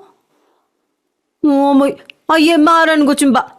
내가 지금까지 너 기분 나쁠까봐 말 안 했는데, 네 동서는 그 좋은 회사 다니면서도 애 혼자 다 보고 시부모님이라고 우리까지 얼마나 살뜰히 챙기는 줄 알아? 또 시작이었습니다. 제가 시댁에 오는 걸 가장 싫어하는 이유가 바로 이거예요. 무슨 말만 나오면 결국 저와 동서를 비교하셨죠. 결혼한 직후부터 그랬어요. 남편 내는 아들만 둘이에요. 남편이 장남이고 바로 1살 터울 동생이 있죠. 결혼도 비슷하게 했습니다. 제가 1년 먼저 결혼하고 바로 다음 해에 서방님과 동서가 결혼했어요. 사실 1년 새에 혼사를 2번이나 치르는 게 쉬운 일은 아닌데 다 이유가 있었습니다. 저와 남편이 결혼하고 얼마 안 있다가 바로 서방님과 동서가 임신해서 어쩔 수 없었죠. 그나마도 저희가 결혼한 직후라 바로 할 수 없어서 아예 동서는 아기를 낳고 결혼식을 올렸어요. 저희 시부모님은 워낙 고지식한 옛날 분들이에요. 겉으로만 쿨하고 좋은 척 하시지 속은 그렇지 않으시거든요. 저와 동서가 임신했다고 했을 때 시부모님은 난리가 났었어요. 여자애가 얼마나 개념이 없고 대책이 없으면 결혼도 하기 전에 임신부터 하느냐고요. 만나기도 전부터 싫어하셨습니다. 그런데 동서를 만나고 오시더니 180도 태도가 달라지셨더라고요. 동서의 친정이 알아주는 땅 부자래요. 대대로 내려온 재산도 많아서 동네에서 알아주는 알부자랍니다. 그 말에 시부모님이 아주 쏙 넘어가셨더라고요. 동서의 친정에서는 결혼하면 서방님에게 자동차에 명품 시계까지 사줬습니다. 그걸 시어머니께서 제 앞에서 얼마나 자랑을 하시는지 아주 귀에 딱지가 앉을 것 같았죠. 남편도 부러워하는 것 같더라고요. 그때부터였습니다. 제 성격상 남하고 비교하고 부러워하는 편이 아닌데도 남편이나 시부모님이 너무 티를 내니까 저로선 동서를 의식 안 할 수가 없었어요. 지금까지 나름대로 잘 버텼습니다. 애초에 저랑 동서는 전혀 다른 환경에서 자랐기 때문에 비교해봐야 제 속만 아프니까요.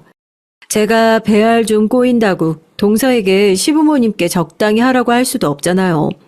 그때까지는 시부모님도 제 앞에서 대놓고 비교하신 적은 없었으니까 저도 대충 모르는 척 넘기고 했어요. 그런데 그 이후로는 시부모님이 아주 치사하게 나오셨습니다. 물꼬가 한번 터지니까 대놓고 저와 동서를 비교하더라고요. 명절날 있었던 일이에요.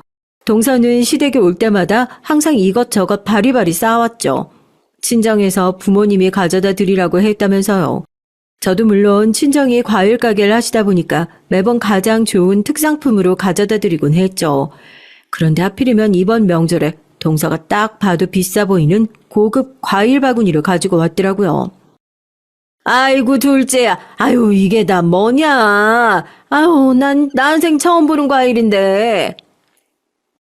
아버지가 보내셨어요. 이게 백화점에서도 VVIP들한테만 판매하는 정말 좋은 상품이래요. 아이고, 그럼 이건 사고 싶다고 아무나 못 사는 귀한 과일인 거네.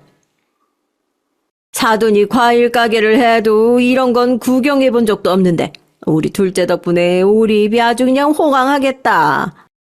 동서가 일부러 그런 거야 당연히 아니겠지만 하필이면 왜 과일인가 싶더라고요. 거기다가 시어머니 말씀이 아주 귀에 거슬렸습니다. 같은 말을 해도 꼭 저렇게 하시나 싶었죠. 거기서 끝이 아니었어요. 동서는 과일로도 모자라 집에 갈 때 시부모님께 돈 봉투까지 드리더라고요. 항상 올 때마다 양손 무겁게 들고 오는 것도 고마워 죽겠는데, 아이, 뭘 또 용돈까지 주고 그래. 제가 이번에 새로 맡은 프로젝트가 잘 돼서 보너스 받았거든요. 이건 꼭 어머님, 아버님 드리고 싶었어요. 어쩜 우리 둘째 며느리는 이렇게 말도 예쁘게 하는지 몰라. 아, 여자가 이런 맛이 있어야지 남편한테 사랑도 받는 건데. 첫째야, 너도 둘째한테 좀 배워라. 가끔 보면 너는 부부는 부부가 아니라 무슨 친구 같아. 역시 우리 엄마 보는 눈이 있다니까? 나랑 우리 진영이는 부부라기보다 완전 절친이지, 절친. 남편이라고 있으면 뭘 하나요? 눈치가 없어도 너무 없는걸요. 항상 저런 식이었습니다. 시부모님이 제게 뭐라고 하면 제 편을 들어야 하는데 항상 농담으로 대충 넘어가곤 했죠. 집에 오는 길에 제가 뭐라고 하면 자기 부모님이라고 자기 부모님 편만 들었어요. 거기다가 시부모님이 동서와 저를 비교하시는 게 아니라네요. 그러면서 하는 말이 제게 피해의식이라도 있냐고 하더라고요. 그뿐만이 아니었습니다. 하루는 제가 조카를 봐준 적이 있었어요. 사실 그것도 제가 봐주려고 했던 게 아니라 좀 급작스러웠습니다. 제가 평일에 일하게 되다 보니까 주말에 할 일이 쌓여 있었거든요. 남편이라도 집에 있으면 애라도 맡기고 편하게 집안일이라도 할 텐데 남편은 여전히 학원 일 핑계로 나가고 저녁이면 수영하러 나갔죠. 그런데 웬일로 그날은 남편이 안 나가고 집에 있더라고요. 전 오늘은 해가 서쪽에서 떴나 싶었죠. 그런데 이 인간이 다 계획이 있었더라고요. 오늘 재수 씨랑 준호가 둘 다 회사에 급한 일이 생겨서 출근해야 한다고 하네. 그래서 지영이는 우리가 봐주겠다고 했어. 이따 재수 씨가 지영이 데리고 올 거야. 서방님이랑 동서가 주말인데도 출근을 해야 하는데 동선의 친정 부모님이 마침 여행 중이시라 조카를 봐줄 사람이 없다고 남편에게 연락이 왔대요. 시부모님도 이런저런 핑계를 대시며 못 봐준다고 하셨고요. 그래서 남편은 저한테 물어보지도 않고 조카를 봐주기로 했다네요. 물론 하나밖에 없는 조카인데 당연히 봐줄 수도 있죠. 그런데 남편이 미워서 그런지 괜히 짜증이 나더라고요. 더 짜증나는 건 남편의 태도였습니다. 조카가 집에 왔는데도 자기는 곧바로 수영하러 가겠다는 거예요. 4살 배기 조카랑 돌쟁이 아들을 둘 다 저한테 맡기고요. 당신이 데려다 놨으면 당신이 봐야지. 당신 조카를 지금 나더러 보라는 거야? 애들 보는 건 당신이 전문이잖아. 지영아, 작은 엄마 태권도 선수야. 태권도 가르쳐 달라고 해. 자기야, 나 수영하고 금방 올 테니까 애들 보고 있어. 남편이라는 인간은 자기 할 말만 해놓고서는 나가버렸습니다. 저는 엉망이 된 거실에 멍하니 앉아 있었죠. 조카는 제 눈치를 보고 있었고 아무것도 모르는 저희 아들은 장난감을 입으로 물어뜯으며 해맑게 웃고 있었습니다. 조카가 보기에도 제가 화난 것처럼 보였는지 제게 괜찮냐고 물어보더라고요. 이 어린아이 눈에도 지친 제 얼굴이 보이는 게 저희 남편의 눈엔 보이지 않나 봐요. 전 남편의 태도에 슬슬 지쳐갔습니다. 제가 일을 하면 좀 변할 줄 알았는데 화도 내고 싸워도 보고 해볼 수 있는 걸 다 해봐도 남편은 변할 기미가 보이지 않았어요.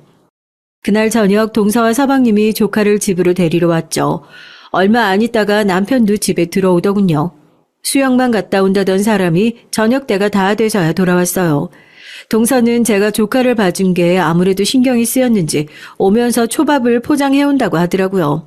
전 그래도 다행이다 싶었어요. 하루 종일 애들한테 시달리느라 정말 밥을 떠먹을 힘도 없었거든요.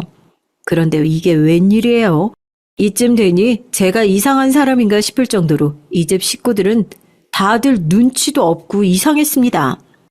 글쎄 동서는 애를 맡겼으면 그냥 혼자 와서 애만 데리고 가면 되지. 굳이 온 식구를 다 총동원해서 왔더라고요. 서방님에다가 시부모님까지 다 모시고 왔어요. 제가 초대를 한 것도 아닌데 굳이 시부모님께 저희 집에 가서 같이 저녁 먹자고 연락을 했다네요. 물론 동서가 저를 괴롭히려고 했다거나 나쁜 의도를 가지고 그러지 않았다는 거 잘 압니다. 하지만 우리 집에 오는 일인데 당연히 저 아이에게 먼저 물어봐야 한다고 생각해요.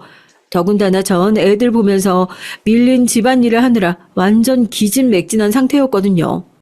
진심으로 말 한마디 하고 싶지 않은데 시부모님까지 끌고 왔으니 쉬고 싶어도 쉴 수가 없었죠. 거기다가 더 기가 막혔던 건 남편이었습니다. 그냥 조용히 입 다물고 있으면 중간 갈 텐데 그 개념 없는 주둥이를 함부로 놀리더라고요. 여보, 하루 종일 집에 있으면서 도대체 뭘 한 거야? 시부모님이 오셨는데 밥상이라도 차려놨어야지. 전 말문이 턱 하고 막히고 말았어요. 세상에 어떻게 저런 인간이 있을까 싶어서요. 당신 지금 그걸 말이라고 해? 내가 놀았어! 하루 종일 애 보느라 화장실도 한번 못 갔는데 어떻게 그런 말을 할 수가 있어? 그렇게 효자짓하고 싶으면 당신이 밥상 차리면 되잖아. 형님, 제가 생각이 짧았어요. 애들 보느라 형님 힘드셨을 텐데 제가 괜히 시부모님까지 모시고 왔나 봐요. 둘째야. 네가 미안할 게 뭐 있니? 가족끼리 서로 애도 봐주고 모여서 저녁도 먹고 할 수 있는 거지. 첫째, 너는 손윗 사람이 돼서는 조카 좀 봐줬다고 꼭 이렇게 위세를 떨어야겠어? 거기다가 시부모님 왔다고 꼭 그렇게 싫은 티를 내야겠니? 아유, 눈치 보여서 원 아들네 집에 올 수가 있나? 시어머니는 또 시작이었습니다. 안 그래도 피곤해 죽겠는데 듣기 싫은 소리만 늘어놓으셨어요. 저도 더는 모르겠습니다. 남편한테도 남은 정이라고는 없는데 제가 왜 이런 취급을 받고 있어야 하는지 모르겠더라고요. 어머니 말씀대로라면 어머님이 솔선수범해서 애들도 좀 봐주시고 며느리도 도와주시지 그러셨어요? 얘 말하는 것 좀 봐. 이래서 내가 너 처음 봤을 때부터 싫었던 거야. 맨날 남자들이랑 우르르 어울려 다니면서 운동만 했으니 아는 게 뭐가 있겠어. 엄마 고정하세요. 여보 뭐하고 있어. 빨리 어머니께 사과드려. 정말이지 엉망진창이었습니다. 시어머니든 남편이든 정말 다 꼴보기 싫었어요. 그런데 그때 시어머니께서 제게 다가오시더니 바로 옆에서 혼자 뭐라고 중얼거리셨어요. 아유, 무식해. 내가 어쩌다 저런 무식한 년을 며느리로 봐가지고 애까지 낳았으면 어떡해. 이제 와서 쫓아낼 수도 없고. 어머니, 지금 뭐라고 하셨어요? 저한테 무식한 년이라고 하신 거예요? 얘가 지금 뭐라는 거야? 내가 언제 그런 소리를 했다고 사람을 모함하고 그래? 전 똑똑히 들었습니다. 어머니께서 제게 속삭이듯 중얼거리는 소리를 분명히 들었어요. 그런데 시어머니는 오히려 제게 거짓말을 한다면서 딱 잡아떼더군요. 첫째, 너 아주 무서운 애구나. 내가 요즘 힘들어 보여서 나도 웬만하면 네 편 들어주려고 했는데 아무리 시어머니가 싫어도 그렇지 어디 감히 시어머니를 모함해. 내가 너희 시어머니랑 40년 넘게 살면서 욕 한마디 하는 걸 들어본 적이 없어. 제가 그런 걸 가지고 왜 거짓말을 하겠습니까? 전 명확하게 들었어요. 거짓말하는 건 시어머니였습니다. 전 그날 알아챘습니다. 제가 지금까지 시어머니에 대해 너무 몰랐다는 걸 말이죠. 시어머니는 제가 생각한 것보다 더 독하고 무서운 분이셨어요. 어느 날이었습니다. 친정 부모님께서 김장을 했다고 김치를 가져가라고 하시더군요. 전 퇴근길에 친정에 들렀죠. 그런데 부모님께서 굳이 시댁에 가져다 주라고 따로 김치를 쌓아 놓으셨더라고요. 저는 가게 하면서 매번 김장하기도 힘들 텐데 뭐하러 저희 시댁까지 챙기냐고 볼멘소리를 했어요. 그러자 친정 어머니는 제 걱정을 하시며 사돈이라고 매번 해드리는 것도 없는데 김치라도 가져다 드려야 시부모님이 저를 예뻐해 주시 않겠냐고 하시더라고요. 내가 너를 너무 아들처럼 키워서 시댁 가서도 선머슴처럼 굴까봐 걱정이다. 자고로 여자는 시부모님 사랑받고 남편 사랑받으면서 살아야 마음이 편한 거야. 힘들고 싫어도 참고 시댁에 잘해. 너무 속상했어요. 당시에 저는 진지하게 남편과 이혼해야 하나 말아야 하나 고민하고 있었거든요. 전 이래저래 심란한 마음으로 김치를 가지고 시댁에 갔습니다. 그런데 말도 안 되는 광경을 보고 말았어요. 시어머니가 1층에 사는 세입자와 말씨름을 하고 있더라고요. 그런데 그 내용이 충격적이었습니다. 젊은 아가씨가 말귀를 못 알아먹네. 내가 월세는 남편 통장으로 보내고 관리비는 내가 따로 받으러 올 테니까 현금으로 달라고 했잖아. 아니, 요즘 누가 현금을 가지고 다녀요? 자꾸 귀찮게 왜 그러세요? 집주인이 그렇게 하라고 하면 그렇게 할 노릇이지. 뭐가 이렇게 말이 많어? 아줌마, 지금 저한테 갑질하시는 거예요? 자꾸 이러시면 저 주인 아저씨한테 다 말하고 방 뺄 거예요. 전 혹시나 시어머니가 젊은 아가씨랑 싸우기라도 할까봐 걱정돼서 바로 말리려고 김치통을 내려놨습니다. 그런데 그때였어요. 아가씨가 집을 나가겠다고 하자 곧바로 깨갱하시더니 생각지도 못한 말을 하더군요. 아가씨, 내가 갑질을 하는 게 아니라 내가 내 사정 아가씨한테 다 말했잖아. 내가 너무 급해서 그래. 관리비는 내가 남편 모르게 써야 될 때가 있어서 그러는 거니까 다음 달에는 꼭 현금으로 준비했다가 나한테 줘요. 시어머니에게 뭔가 비밀이 있는 것 같더군요. 전 이 좋은 기회를 그냥 놓칠 수 없었습니다. 전 시어머니에게 다가가 물었죠. 관리비를 왜 시아버지 모르게 받으시려고 하냐고요. 그러자 시어머니는 눈을 동그랗게 뜨시며 당황해 하셨어요. 저더러 왜 연락도 없이 왔냐고 소리까지 지르시더라고요. 그러더니 금세 꼬리를 내리셨습니다. 자존심 센 시어머니가 이렇게까지 하는 걸 보니까 보통 일은 아닌 것 같긴 하더라고요. 그게 사실은 내가 빚을 진 게 있어서 돈을 좀 급하게 메꿔야 돼.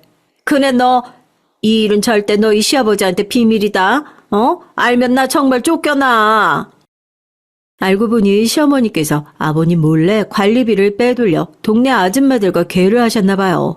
그러다가 개조 아줌마가 돈을 가지고 도망가서 난리가 난 거죠.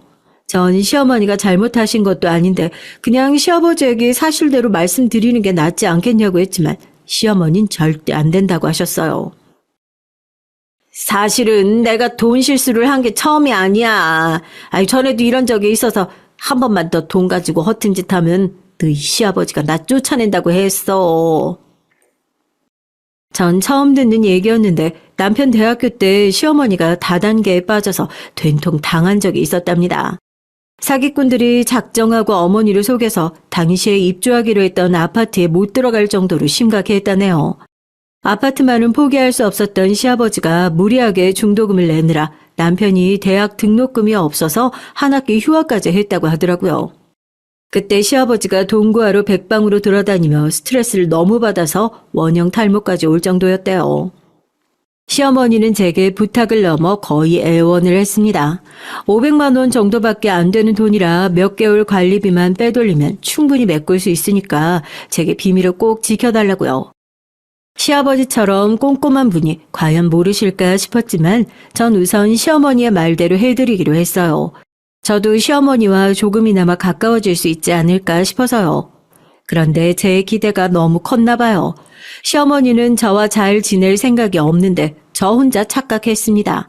시어머니 생신날이었어요. 전 마지막으로 노력해보자 싶었죠. 친정 부모님 말씀대로 아들을 생각해서라도 시부모님과 남편과 잘 지내보려고요. 전 시어머니께서 좋아하시는 꽃다발을 사서 이제 막 뛰어다니기 시작한 아들에게 할머니에게 가져다 드리라고 했죠. 시어머니는 아들이 건넨 꽃을 보고 너무 좋아하셨습니다. 고맙다고 눈시울까지 붉히시더라고요. 전 마음을 가다듬었죠.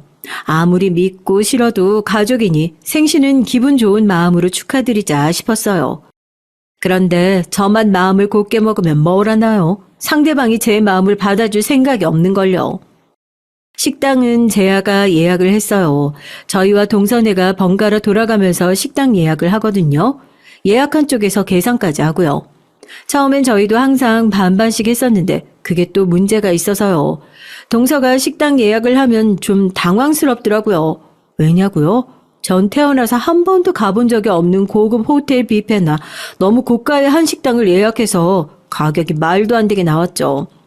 그 돈이면 온 식구가 다 여행을 가도 갈 만한 금액이더라고요.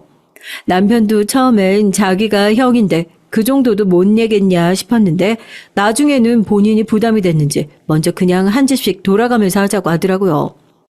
그러다 보니 전 항상 식당을 예약할 때마다 너무 고민이 됐어요.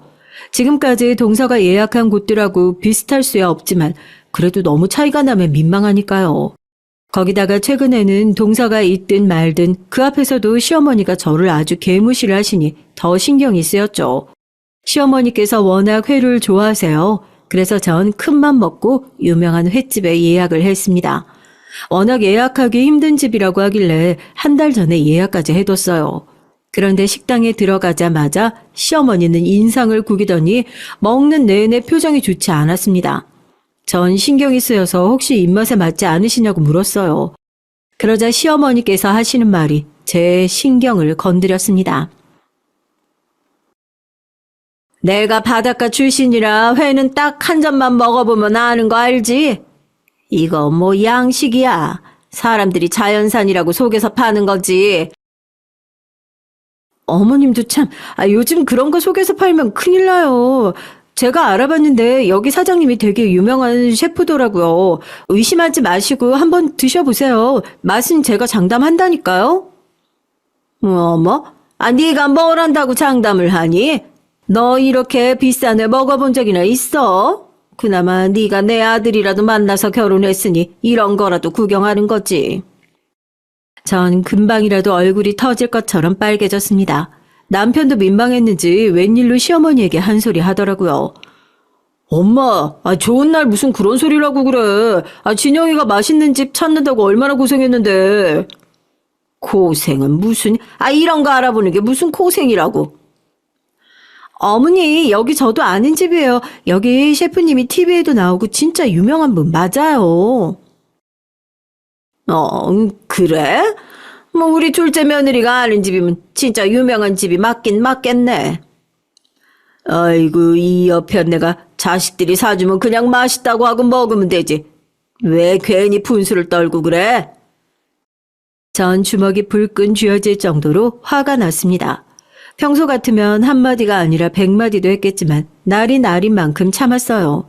다른 가족들도 제 눈치를 보느라 어쩔 줄 모르고 아이들도 있으니까 괜한 일 만들지 말자 싶더라고요.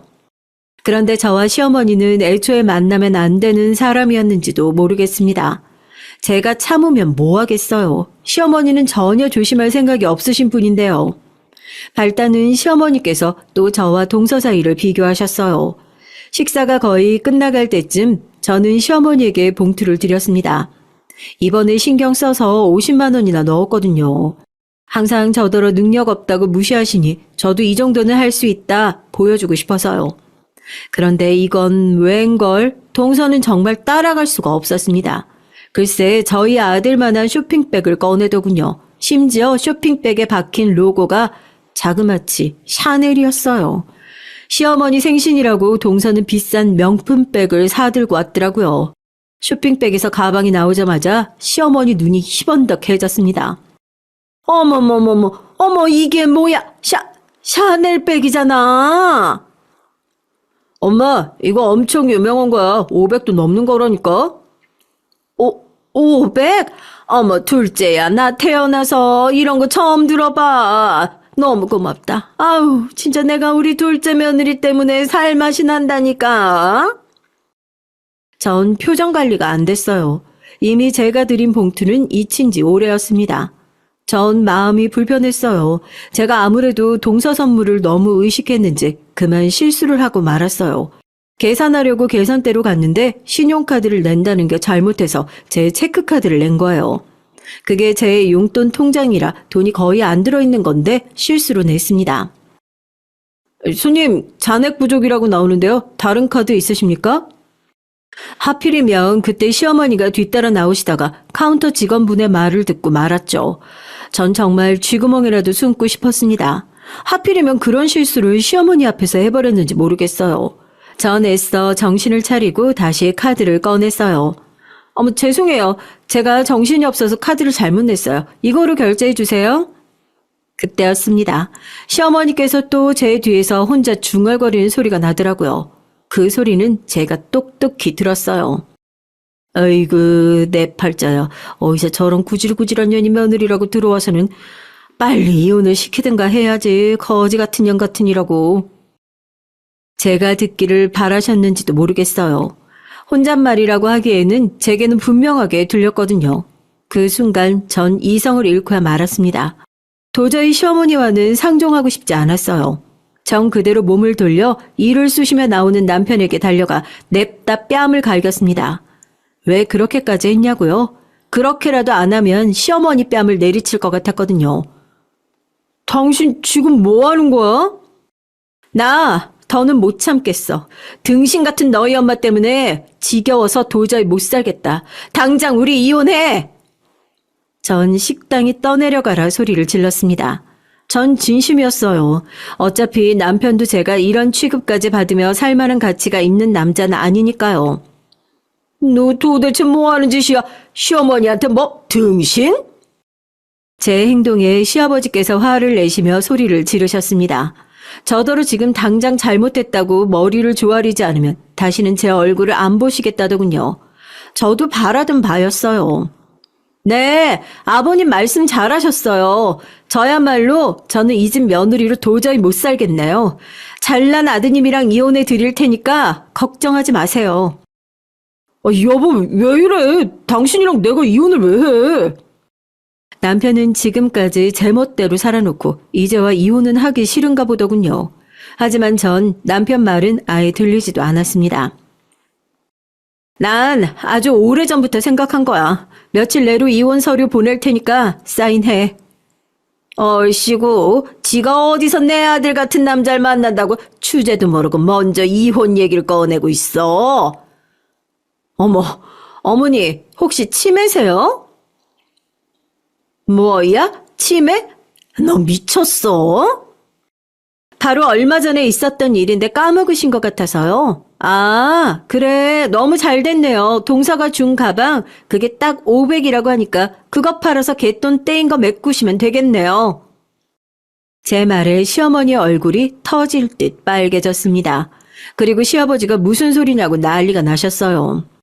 아, 맞다. 어머님이 비밀로 해달라고 했는데 제가 너무 무식해서 그만 까먹고 다 말해버렸네요. 저는 그대로 뒤도 돌아보지 않고 식당을 나와버렸어요. 속이 다 시원하더라고요.